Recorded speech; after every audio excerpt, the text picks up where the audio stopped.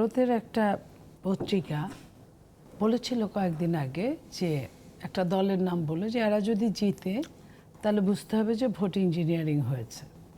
আমি এটাকে খুব বেশি গুরুত্ব দিচ্ছি না, আমি কথাটা বললাম।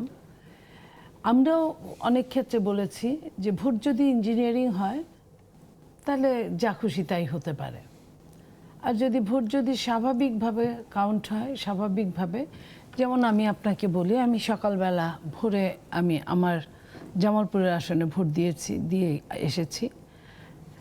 আমি আস্তে আস্তে এখন শুনলাম যে ওখানে ভোটটা শেষ হওয়ার পরে সেনাবাহিনী এবং পুলিশ মিলে বাইরে যে অপেক্ষমান লোকজন থাকে তাদেরকে লাঠিপেটা করে ওখান থেকে সরিয়ে দিয়েছে।